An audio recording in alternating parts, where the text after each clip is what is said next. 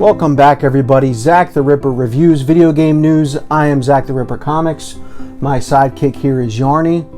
And today we're going to discuss the debacle that was the PlayStation 5, Xbox Series S, and Xbox Series X pre-orders, along with what's coming to Game Pass, the huge acquisition of ZeniMax Bethesda by Microsoft and Xbox, and the gigantic announcement that came just a few hours ago that Amazon is launching their own cloud streaming service. Let's get into it.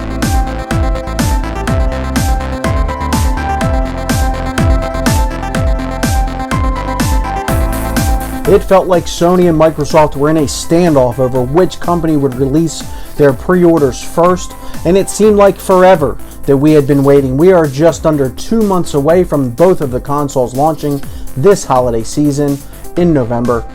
And finally, we got the pre-orders for PlayStation, but it was not without fault. Just a couple months ago, Sony announced that they would give the consumer plenty of time to pre-order their console.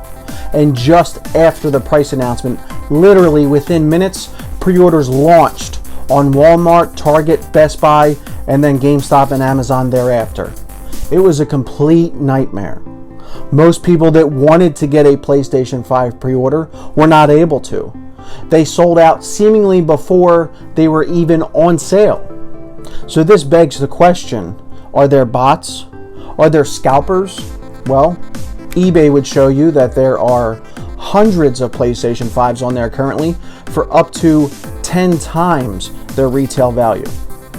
Microsoft tweeted at Sony, laughing at them, publicly stating that they would release the time and the date of their pre-orders, and they did, and the exact same thing happened. They were literally sold out the second they went on sale. Now, could this just be a smart move like Nintendo's done in the past, where perhaps they don't actually give any of these retailers a quantity worth putting on sale like that? Or are there bots at hand? Now, just today, Sony released a second wave of PS5 pre-orders. Most speculated and saw that there was just the physical edition up and not the digital. Did you get a digital? Did you get a physical? Did you get both? Were you not able to at all? Let me know in the comments below. As it relates to Microsoft and the Xbox Series S, it has sold out in Japan already, which is huge news for Microsoft, as Japan has traditionally been a Nintendo and Sony owned marketplace. Reports coming in from Japan say that their population is extremely excited about Game Pass. Game Pass being included with EA Access as a bundle for next-gen consoles, and the Series S is a digital platform, so it allows them to play anywhere they want. Huge news for Microsoft. Congrats on that one. Speaking of Game Pass, huge news as Microsoft has acquired ZeniMax, owner of Bethesda Studios. Gigantic news. They paid $7.5 billion. To put this into perspective, Disney purchased the Star Wars universe for only $4 billion. This is perhaps the biggest news in gaming since the PlayStation 2 launched with a DVD player, thus changing the entire market of both video games and home entertainment. And the first Bethesda title announced post this acquisition for Xbox Game Pass, ID Software's Doom Eternal. This game launched just in this year a few months ago in March of 2020. This is a huge get for Xbox and a fantastic title. As you can see from this amazing video game footage, it is a beautiful game, originally scheduled to have come to the Nintendo Switch.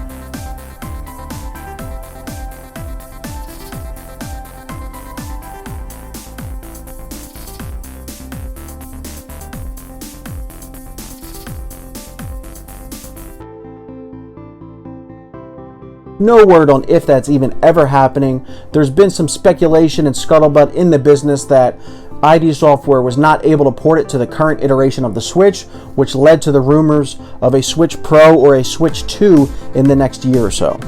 As we know, going into these next-gen consoles, storage is a huge issue as video games keep getting bigger and bigger and bigger. Now both companies are taking advantage of SSDs inside their systems, and Microsoft has already said that they will be releasing proprietary memory cards purchasable starting with 1 terabyte of storage at $219.99 US. Now that sounds extremely pricey given that their lesser console is the Series S, launching at $299.99. However, the caveat to this is that these proprietary memory units will act as onboard internal storage, thus not sacrificing any loading times or speeds. Leave a comment below if you were one of the people that did not like the name of the Xbox One. Many people assumed it would be Xbox 720 based off of the 360 of the previous generation. Most people not happy with the Xbox One name.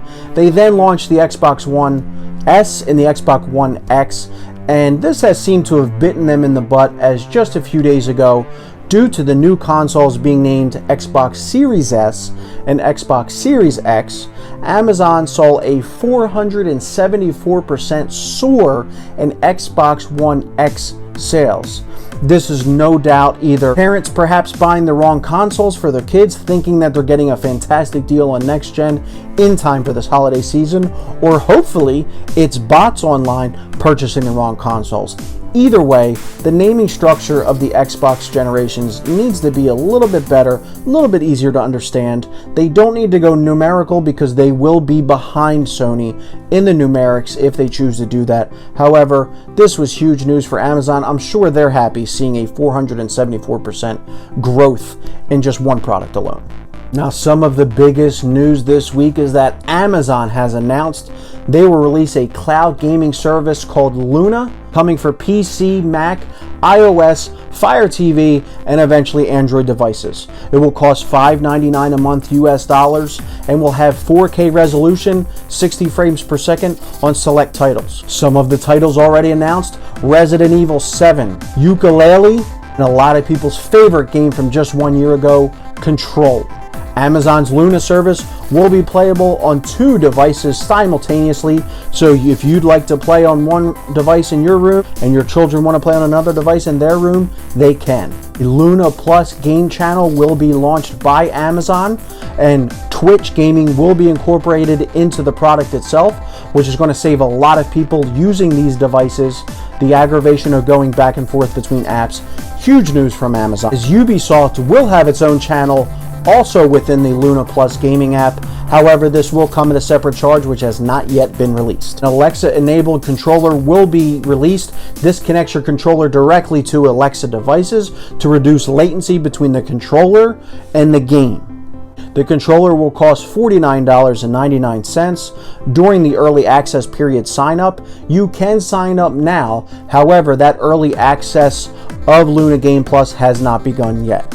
And in case you're wondering, the Amazon Luna Plus gaming service will be usable on both mouse, keyboard, and other Bluetooth-enabled devices. I want to thank everybody for joining me on this relaxed version of Zach the Ripper Reviews video game news. I am Zach the Ripper Comics. This is Yarny. We want to thank you for liking that Facebook page, finding us on Instagram, and please don't forget to like and subscribe this YouTube channel, as it goes a long way in the future of this content.